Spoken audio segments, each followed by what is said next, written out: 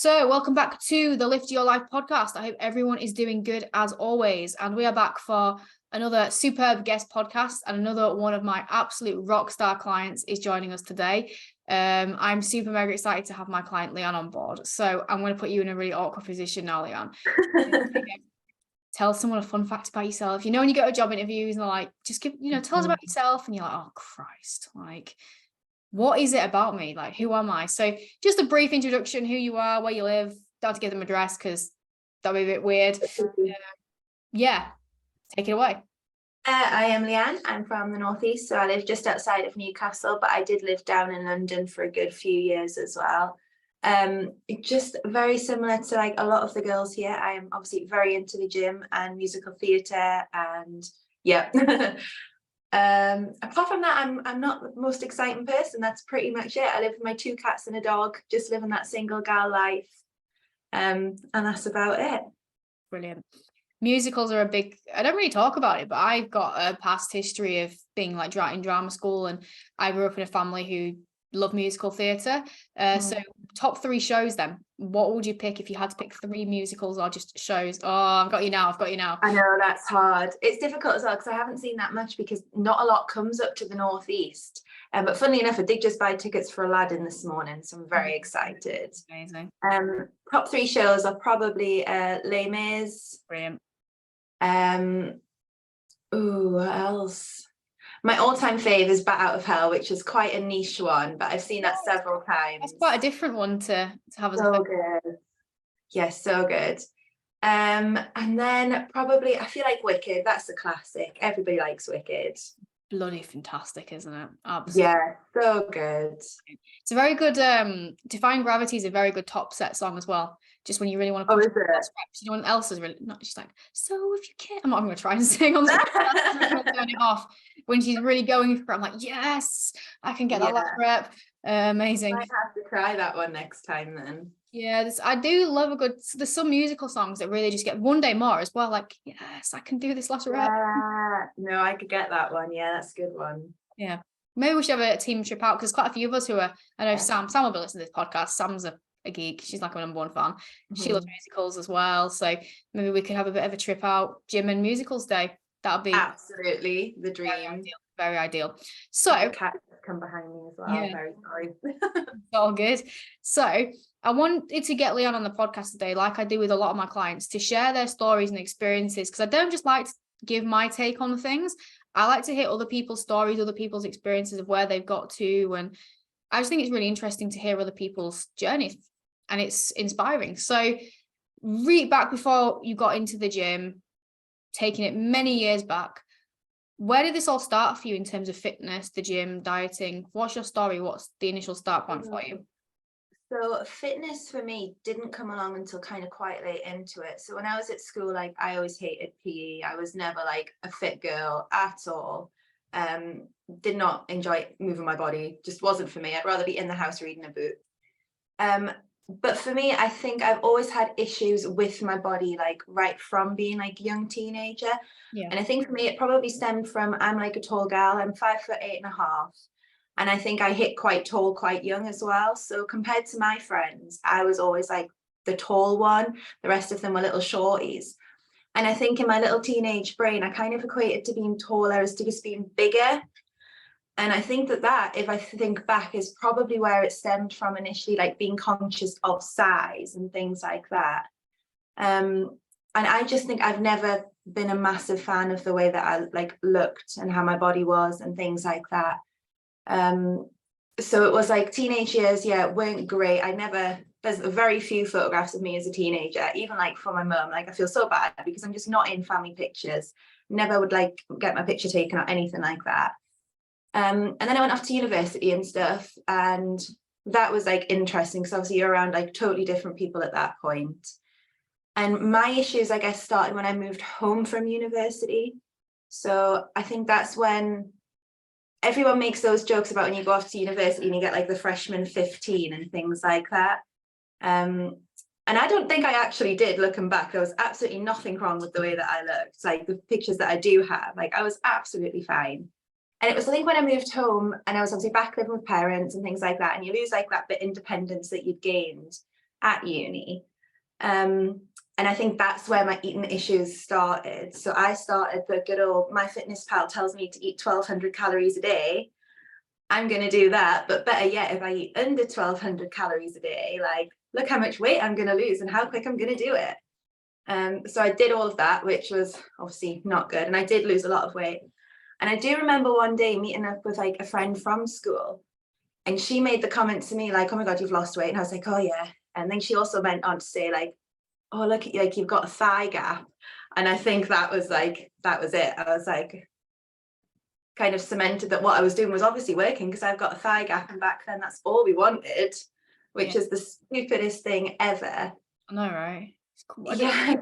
Why? I just don't get it. Like, there's no sense to it at all. And it just kind of, I think it got a bit worse and worse from there. So I would do things like, I also remember when I finally came clean to my mum, this had gone on for quite a while. It must have been a good year or so. And it would be things like, I was like hoarding food under my bed and stuff, like not even open food, but like if someone would buy me like a bar of chocolate for a birthday, and I remember it being like Easter and I got Easter eggs, instead of like eating them because I couldn't possibly eat chocolate, it would be like I would just hide it under the bed and stuff. Yeah. Like it was so weird. Like I had this massive, because I had one of those divan beds, and it was just this drawer full of food, and I wouldn't eat it. I would just open it and look at it, and that would be it. Like it was the weirdest thing. So I had all of that. I thought I was the only person that. No, like I didn't tell anybody about that for the longest time. And then I finally told my mum, and she's like, okay, like let's sort this out, let's deal with it and stuff. And it was at that point, like obviously there was like other stuff as well. I was very depressed when I moved home. I like had a lot of anxiety because I didn't know what I was doing with my life, that kind of thing. So it's all tied in with all of the eating problems and stuff. And then so all of that kind of happened. We went to the doctor and stuff like that. And what was frustrating is that they were like, you're displaying all of the signs of like having like anorexia, that kind of thing, but my weight wasn't low enough to actually be classed as it. So it was the stupidest thing. It was like, you clearly have an eating disorder, but I can't actually diagnose it at this point. So it was just stupid. So then it got to the point like going on antidepressants, all that kind of thing. I kind of reined it back, or so I thought. I was eating better. I wasn't tracking. I'd stopped all of that kind of thing. I was getting like help from my mum, from the GP, and then I kind of went the other way, and I started binging when nobody was around, and then making myself sick and all of that kind of jazz. And then I moved off to London. I think just before that, I did start going to the gym. I was dragging my mum to go to some gym classes with me. And I think that was when I first started kind of getting a feel for it. And then I decided I was going to move to London, like start this new life. How great is that going to be? So I went off to London and stuff. And it was at that point I started going to the gym, but it was never in the gym because I was never quite brave enough. It was always gym classes and things like that. And being away from home, it was very much like I can kind of get away with what I want because nobody's really keeping a check on me now. Yeah. So that's when I started like hammering the spin classes. It was like 6 spin classes a week. It was all cardio. It was really like making sure I was tracking what I was eating. And then it was like binging a lot as well. So I was kind of going from one extreme to the other. So I went back, and I was then back into therapy, and I was back at the doctors, and they diagnosed me with bulimia. So I was at the mental health services down in London and that kind of thing. And then got through all that, got discharged. Think you're all right, and then it just happens again. I think people just like kind of set you off to let you crack on with it, and then you just right back at square one. So I was like in the gym then, but again it was just hammering spin classes and cardio, and I would kind of go into the gym but not really know what I was doing and a bit intimidated and that kind of thing. And then I finally moved back up home in 2017, so I came back up to the northeast, and that was when I started my eating like really did settle itself down at that point. I kind of got to grips with eating disorder, things like that. I was still very fixated on things, but I wasn't like binging, and I wasn't starving myself. But I think I've always had like a fixation on food, which has always been a bit strange. And so then I was back at another gym, and I was doing the classes and started kind of creeping into the gym, kind of not wanting to get into it, but not really sure where to start and things like that. And then I started kind of getting into it. And then, of course, COVID happened. Yeah. So Yeah, because before that I had gotten a personal trainer as well. So that was really helping with working in the gym and kind of sorting out my eating and everything. So I had a good, like, it was about 8 months worth of that, working with a personal trainer in the gym, still doing some spin classes, like things like that. And then of course it was COVID. So I was like, great. Just as I was like getting myself sorted, finally in a good place with things, then COVID hits and you're like, brilliant. Yeah. So lockdowns happened and it was all like online workouts and things like that. And then I kind of decided I had all this time on my hands. I'd been furloughed and stuff. And I was like, right, I really want to learn more about it because I'm really enjoying, like, weightlifting and things like that and all this training business. But I wanted to learn more. So I started doing like a PT qualification, but I did that online and throughout the lockdowns and stuff. And so that kept me busy. That was good fun. I got like all the weights in the house, a little setup going and things like that. And I finally got through COVID. I passed all my PT things. And I ended up, there's a new little gym opened up in the town that I live in. So I went down to that just to sign up and was chatting to the owner, who happens to be like a girl that I went to school with, but had nothing to do with her at school, just kind of knew her by name.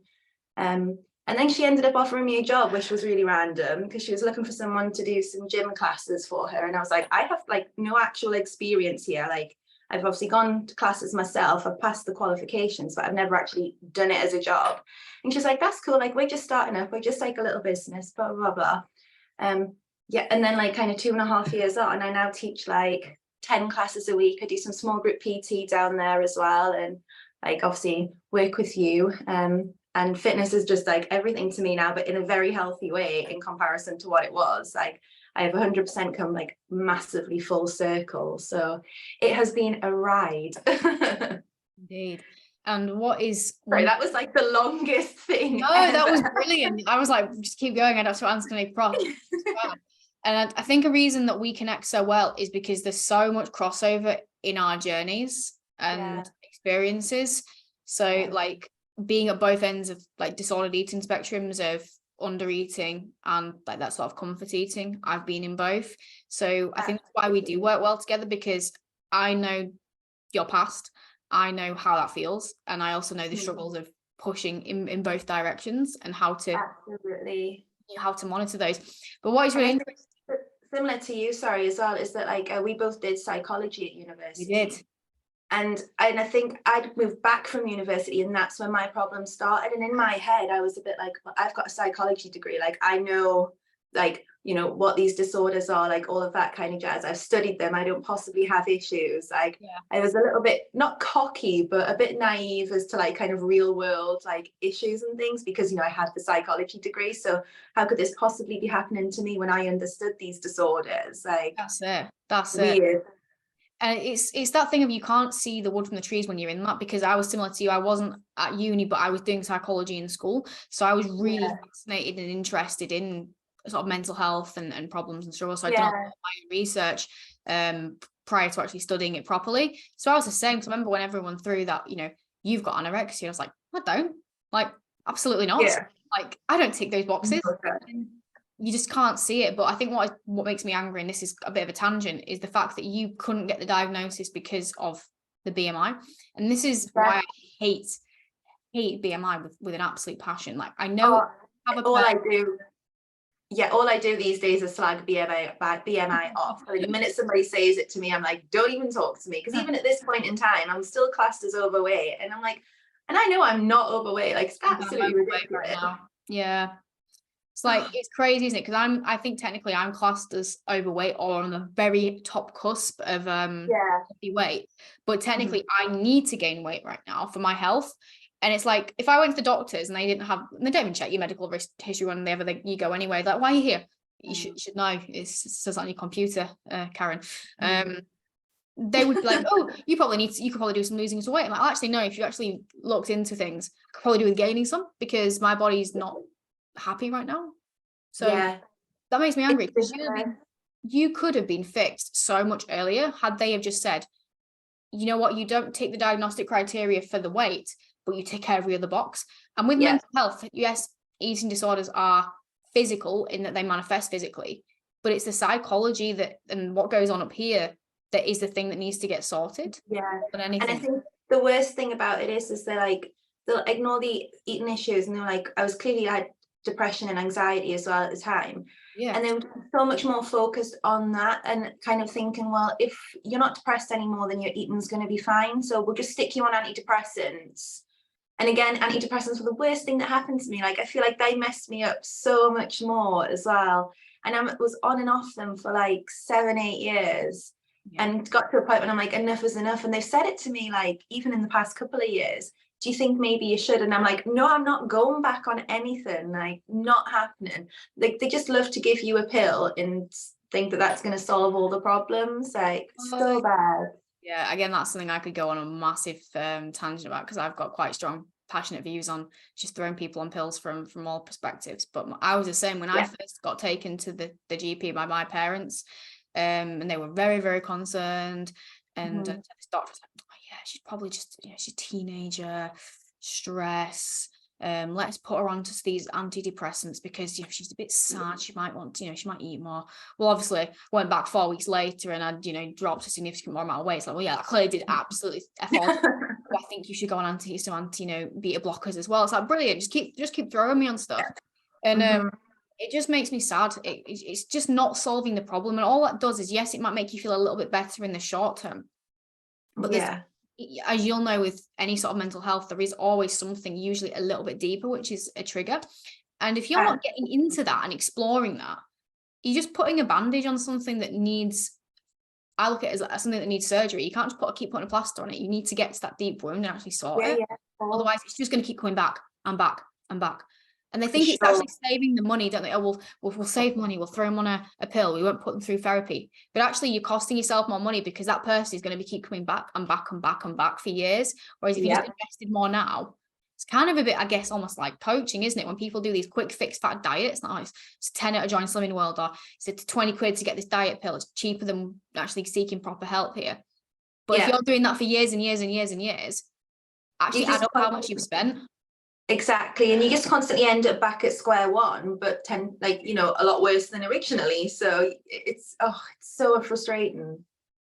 It's very frustrating. But this is why we do these podcasts, and this is why we educate people. There we go. This is true. So, obviously, you've got to the point then when you've got into the gym, you've joined up, you've been doing these classes. So what was the gap then between before we actually had our initial consultation and you signing up to that gym? What were you doing in that time frame with your own fitness? How was that fitting in? What was going well, but what maybe were you struggling with yourself?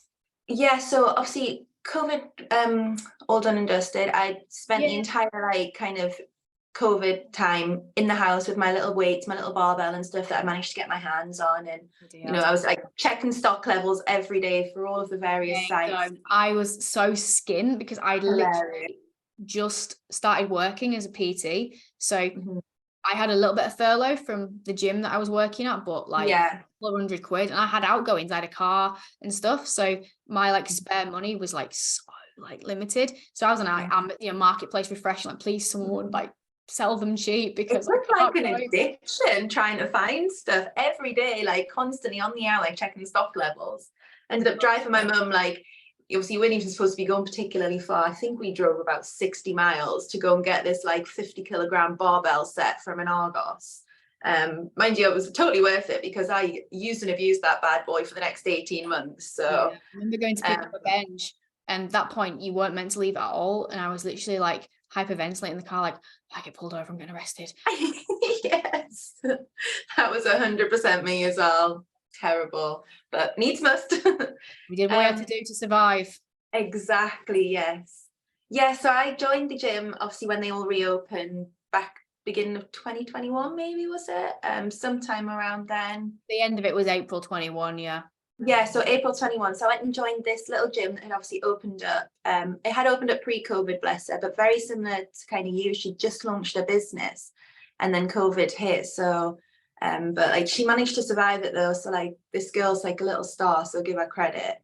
So I joined this gym. It was just a small little studio gym. It was great. So I was really just finding my feet, kind of using weights, this, that, and the other. And then obviously got more and more confident because I'd done all this learning over COVID, and I'd been hammering the crap out of watching other people on Instagram and things like that, and coming up with little plans and stuff. And I joined a couple of apps where they give you plans and stuff, which are kind of good, but also they're not tailored to you. So in the long run, they ain't going to do quite a lot. Started teaching these classes, started off with just a couple and then got more and more. Took on like a couple of little PT clients down at the gym and stuff like that, which was nice. It's a nice way to kind of build up my own confidence. And obviously I'd had my own personal trainer prior to COVID, so I kind of knew what a personal trainer session was going to be. So really enjoyed that. But I think the more I did that, I took on more classes, and then I have a full-time job as well. So I was doing that, and I guess like I was still going and training because I love training, but I don't think I was putting my all into it because my head was obviously elsewhere. I was so tired working like the 2 jobs. So while my sessions I was doing them, it was very much going through the motions, and I'd kind of lost like the bit of flair for it. I don't know, it just wasn't feeling quite the same. And I was like, I want that passion back. And obviously I wanted to see kind of a bit more changes in the body because things weren't necessarily as progressing quite as much as I would have liked things to. So I kind of started looking, like following people on Instagram, and obviously various coaches had popped up and things, and then obviously stumbled across you. And I think I'd been stalking you for a little while and then obviously reached out to you. Then we had our little call, and we've been working together since August last year now. Yeah. Okay, you've been stuck with me that long. I know. To be fair, it's gone really quick. It has gone fast. But also feels like it's been ages. Like I feel like I've worked with you forever. So it's very strange. It is really weird because we're just updating some back-end systems at the moment, just because I have like a million spreadsheets on the go, and I just realized that is not the most efficient way to do things. So I've created, it's something that we're doing back end just so we can like look after our clients a lot easier and just see all your details. Yeah. So I was putting everyone's like start dates and things in, and there was quite a few people. I was like, oh my God, they've been with me so long. Like I got a client, Sarah, who this year I'm pretty sure I'll have a 3-year anniversary. Wow. God, that's amazing though. But that's like credit to you though, that like a client wants to work with you for that long as well. Like it's amazing. I don't know how people stick with me that long. I couldn't cope sticking with me for long. But it's absolutely amazing. So since August then, when we signed up, what was the initial plan? So when you had that consultation, what was your initial intention? What did you want to initially focus and do? So I think our initial goal was literally just for me to find my passion again, just to kind of get that drive back, because I was so busy with everything else. And obviously, yourself as a personal trainer, when you're training other people all the time, and as much fun as it is, and I do love it, you don't put as much effort into yourself. And I think that was very much what it was. I just kind of lost my enthusiasm and my drive. And so it was very much, that was one of the main goals, along with kind of losing a little bit of fat, because I was conscious that I was holding on to a bit more fat than I would have liked. Although looking back, again, I'm a bit like I needed a bit of a head wobble, because I don't think there was an awful lot on me at the time. It was very much but again, it's those old thought processes that they're always there. It doesn't matter how much experience you have, what qualifications you've got behind you. Like, we've all got struggles, and it's just constantly there. But so that was definitely the original goals. And then so from then we moved into our little gaining phase, which has been very fun, but also like difficult. And then we're just coming to the end of that gaining phase now, so ready to take on the next little challenge, which is a very exciting one. I know, I'm very excited. Are you going to share what it is, or is it a secret for social media? No, it's not a secret. So I'm taking part in the summer shoot in July. So we're finally going into like a little prep phase. So I'm very excited to just kind of start like shredding and see what we've got underneath all of this from this little gaining phase. And just kind of incorporating a slightly different way of training, like a new program and things like that. It's all good. So I'm quite excited. I'm nervous because like going right back to what I said at the beginning, I'm not someone that's like really a fan of the photo taken or anything like that. So, and like always had confidence issues, but I'm like, no, it's going to be so good for us. I've seen all the other girls that have done previous shoots and everything they've had to say and stuff. And I'm like, no, I can do this as well. Like I can do it. And it's just getting out of your own head, isn't it? But it's good. The best way to push out of your comfort zone is to do it. If you have an anxiety about something, you have a fear of something, avoidance only makes that fear grow. Taking it head on is what allows it to go. So if you're scared of taking phone calls, never taking a phone call will only make that worse. If you're scared of the gym, avoiding the gym will only make that gym anxiety manifest even more. If you're scared of a camera, having your picture taken, Well, what better way to overcome that by working on yourself and signing up to a photo shoot?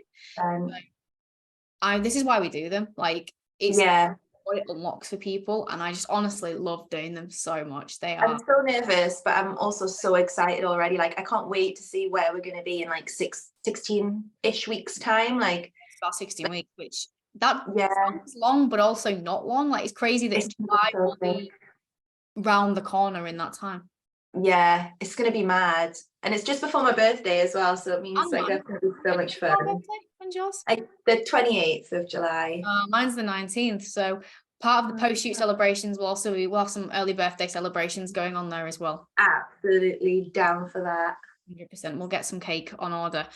So in terms of us working together then, so when we started in August, what do you think are the biggest things that have changed in yourself in that time frame? So from a physical perspective, a mental perspective, what have you changed, learned, grown? If you had to pick 3, what would you say? Oh my God, so much. I think the biggest thing for me, and I know I posted about it on Instagram not so long ago. I'm desperately trying to get better at Instagram, but I'm just rubbish at it. You try. I posted not so long. That numbers for me, I've always been so, and again, it'll stem right back to the eating disorder thing. Numbers have always been an issue for me. I'm like, you know, your weight tells you that you're overweight based on BMI, this, that, and the other. And I've been so fixated on that. But then when we've compared pictures from now and like 8 months ago, like, yeah, my weight's relatively similar to what it was. There's not much difference in my weight at all. But you can see from the pictures that my waist is like so much smaller. Like, it's gone in a good couple of centimeters. And it's not just the waist, like everything's just smoother and like tighter looking, like my quads just look a bit more defined. And this is still in the building phase. So I'm a bit like, what's going to be underneath it when we start prepping? Like, this is what's so exciting.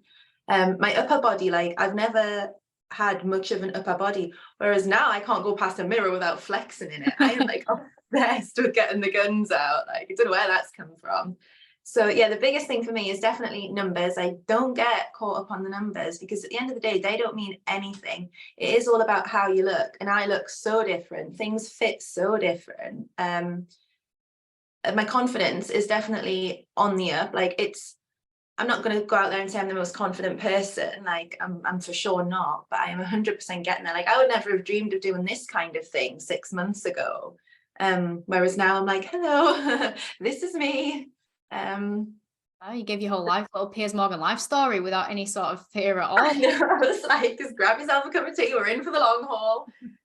Yeah, so that's definitely another thing. And then it's just like, as a personal trainer and somebody that works with other people, I've just learned a lot from you in that sense. Like, you've taught me so much more that you don't necessarily get from sitting reading a textbook and things like that. And it is that hands-on stuff, which for me in my own personal career is like invaluable. So I'm very thankful for that as well.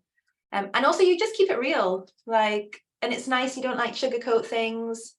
You just say it as it is, give us the facts. And I love it when you call out bullshit as well, because there's so much of that floating around, and I'm like, yes. Yeah, I've always been quite reserved. Like, you know, when I first started, like, oh, I don't want to come across like too controversial, and I'm not the most like controversial, but I also don't want people to fall victim to the stuff we've both fallen victim to. So I am going to call it, and I've had so many messages like, you don't know what you're talking about. I've done really good with Slimming World. Like, yeah, good for you. Message me in 5 years. Come back to me in 5 years when you're still doing Slimming World. Yeah, see, this is a little issue for me, is I've got a cousin that is on Slimming World, and give her a due, like, she has lost so much weight in the past 18 months, but I'll hang out with her at like family things and stuff, and she's very like, I know that I'm obsessed with food, but like, she is obsessed with food. And she's going on about like, oh, I've had so many like sins today, and it's okay, I've done this. And I'm in the back of my head, I do hear your voice all the time. It's the funniest thing. And I'm just like, and I have to bite my tongue because I'm like, I don't want to get into something with her. Like, I just don't. But it's so difficult. Like, it's so hard. And it's so bad. It is. The relation, I could not even tell you how many consultations or just people I've spoken to in DMs who have mentioned that they've come from Slimming World or come from something similar, and their mindset and relationship from this yo-yoing approach is now like absolutely terrible. because you just start to see things as points. You start to see things as good or bad. You start to place things in these categories where we should never, ever see food in binary categories. It's a spectrum. It's a spectrum of some foods we want to prioritize more because it's good for our body, it's healthy. Some foods we prioritize less because they don't really have any other function besides the fact they taste good. But guess what? They taste good. And food is more than just, I fucking hate the quote, I'm going to say it, food is fuel, because it's social, it's celebratory, it's emotional, and we do have to be able to tap into those at times. You know, when it's your birthday, you want to celebrate, have some goddamn cake. You know, you like to go see your mum, don't you? And you go for a little coffee and cake because that's social. That's part of your relationship. Well, you should be able to enjoy that. Would be like, oh no, I can't have that because that's going to be this point and that's going to screw my sins, and just like, so annoying. But then she's also very much of the, she'll be, you know, we'll be hanging out on an evening with our other cousins and stuff, and she will go over her sins, and then she's very much like, well, I've gone over my sins this week, I've already fucked up my sorry, I shouldn't swear. I swear all the time. Go for it. Okay. He's like, yeah, I've already messed up like this week's way, and like I'm already up, blah blah blah. And then she goes with what we hate is the fuck it mentality. That's it. And I'm like, well, what's the point? Like, I think she's also like, as awful as it is, you can tell I'm a proper foodie. She'll like save her sins for our gin and stuff. And I'm like, I don't like drink really anymore. And I'm like, why would you want to save like what you could be eating for like gin and stuff? Like, that's so sad. Like, just eat your food, just crack on with it. If you're hungry, eat. Absolutely. And the biggest problem that I have, and I've gone on a bit of a tangent, but it's cool. I love talking about these things. It makes me happy. The biggest problem I have is the lack of neglect around exercise and movement and its power on health, because all of these diet clubs are very much focused purely on the food side, like heavily focused on the food and heavily focused on the weights. So then the people's relationship with their weights and food is so terrible, because it's like, I can't have this food because my weight goes up and then I've messed up. And it's what people fail to realize is they're not actually striving to lose weight. They're striving to lose body fat, and body fat is not always reciprocated by what that number says. And as well, a lot of people say, you know, Silent Slimming world, you ask them why, it's like, oh, I wanted to be healthier, but you're not doing any exercise, you're not looking after your heart from that perspective, and you're just trying to, people then try and bend the rules and just fit whatever they can into, and it's like, that's not healthy mentally or physically. Absolutely not at all. Like, remember when there was that whole scandal, I don't know if you remember it, when the Muller yogurts, they were originally sin-free and then they became like a scandal, and all these women were like, same food. It's like, I can't, but then women were having like 20 Muller things a day. It's like, that's not healthy. It's horrible. It's horrible. I hate it. And just that word sin, like, I know when I first started with you as well. Synergy. Is it fuck? It's a connotation with sin and bad, you moron. Like, don't try and lie. It's bullshit. It's so bad. And it's very similar to what you said in the past, is when you tie like a word to something, you've like demonized it when it doesn't need to be demonized. Like, and even like when I first started working with you, I used to say, like, me and my mum, like, religiously on a Friday, our little routine is to go out for our basic bitch coffee. Like, that's just what we do, and I just love it. And I used to say things like, oh, like naughty food or treats and stuff. And you're like, don't look at it like that. You're just going out for like a bit of cake. That's all it is. It's food. Like, and when we attach these words to it and call them sins, you're going to feel bad for it. And like, you get shamed for enough crap in this world. Like, don't shame me for what I'm going to eat as well. Like, great. Not when it is something you enjoy as well, because you don't want to lose that passion and love for that food and that happy emotion that should be attached with it. Like, with you going out for that coffee with your mum, there should be no guilt or shame, because that is a positive memory that you're putting on your memory bank every single week. Positive thing for your relationship. So I don't want there to be a negative taint because you think that food is bad, when it's like, no, it's not. Unless it's made bad and tastes bad, then it's bad. But if it tastes good and does good and you enjoyed it and you've factored it into your week, there's nothing bad about it in any way, shape. Absolutely not. If I was going out and having like, 10 milky lattes and 10 bits of cake over the weekend, then you might give me a wobble and be like, mate, that's probably a bit excessive, but I think I'm all right for that. Head with 10 lattes, I think you'd be yeah, I could use them a day, to be fair, but Oh, it's funny. So then from your process, your entire journey, so from day one up until this present day, what are let's just go with three is a nice number, but you can do more or less if there's one big take homes from your process. So if you could almost go back to you on day one and say, don't do this, or please just focus on that, what would you say? And to stop all the people making those mistakes themselves. From the beginning of my fitness journey? Way back. Right at the beginning, one, food is not the enemy, everything in moderation, like 100%. Number two, the numbers, like, they don't mean anything in the grand scheme of it. It's how you look, it's how you feel. It's, you know, as long as you're moving your body and treating it well, like, ignore the numbers.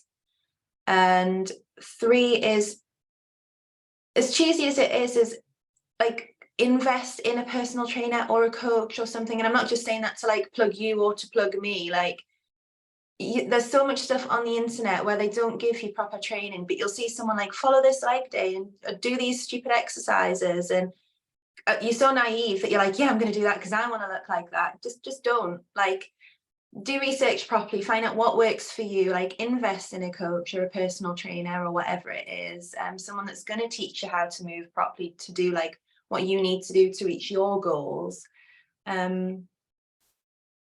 And just be nice to yourself. Everyone's so mean. Like, it's the comparison, and I am the worst person for it. Like, comparison, I can compare myself to other people on the internet or to other people in the gym, like, and it's the worst thing. Like, everyone's on their own journeys, everyone's got like their own issues and their own shit going on. Like, just don't compare yourself. Mike. Boom. I'm run out. No, that was awesome. And thank you for coming to my TED Talk. It was brilliant. I'm here for it. No, that was wonderful. And I'm literally fully in agreement. I think I did a podcast way back about the things that I would say to my past self. And I think they were very similar. One is bloody invest in yourself. You're going to be wasting your time. Find someone and do your research. Find someone who you connect with, who you trust, whose content or message aligns with you. And work with them, because it'll be the best thing it's the best thing I ever did. Changed my life in multiple realms. Fuck scale weight, fuck numbers, like doesn't mean anything. It's a data tool, but guess what matters more? How you feel day to day, because that number doesn't change anything. Like, you are still going to be the same person, whether that's 2 pounds up, 2 pounds down, but how you feel in yourself day to day is the one. And what was the first one you said? What was it? Food is not the enemy. No. No. And it's awful, because when we were teenagers, it was so demonized, and like, skinny was the best thing ever, and worst thing ever. And they just shouldn't let any old person have MyFitnessPal, because when it tells you 1,200 calories, and if you eat this amount every day, you'll be whatever weight in however many days. Worst thing ever. I still don't know why that's a thing. I still don't understand how they get away with that, because it literally doesn't matter what weight you input to start with and how active you are. 1,200. 1,200. It's like, how can you tell someone who's 57 kilos who is going to the gym every single day, and then someone who never moved? It just blows my mind. No. Bizarre. That's my fit 12. Does some great things, but not the 1,200. No. Not with that, no. Which is why when it came to like starting to track food again, I was very hesitant. And then when you're like, just eat all these calories, I'm like, yes, absolutely. Eat all this and you can still lose weight. What? Yeah, really? Yes. Boom. And that is that's one of my favorite moments, when I give someone their initial calories, like, what? I can eat that? Yes. And I'll lose weight? Yes. You sure? Yes. Try it. 1 second. What the fuck? Are you magic? No. No. It's just people. It's just so dangerous for people's like naive little teenage brains that don't know any better, and you're putting this in their little heads that do this and you'll look a certain way, and that's not how it works. Really not. It's really not. It's sad, but this is why we do these podcasts and why we talk about these things, and I hope this story has been able to help and inspire someone. Leanne, am I okay to leave your Instagram name in the show notes, so if people have listened to this and can resonate to anything on your journey and want to ask you any questions, they can slide in the DMs? Oh god, yeah, absolutely, I would love to. That's no bother at all. Yes, please slide in her DMs if you have questions, but only if you have nice questions and nothing. Thank you very much. But it has been wonderful to have you on the podcast. Do you have any leaving comments, or are you happy with the TED Talk that you finished on? I was going to say, no, I'm all good. Thank you. I just apologize because I did not expect to talk quite as much. I've surprised myself. Brilliant. I've learned a lot from it, and I'm sure many people listening to it have as well. So Oh, everyone good. who has listened, thank you very much. And I will Thank you. join you on next week's episode.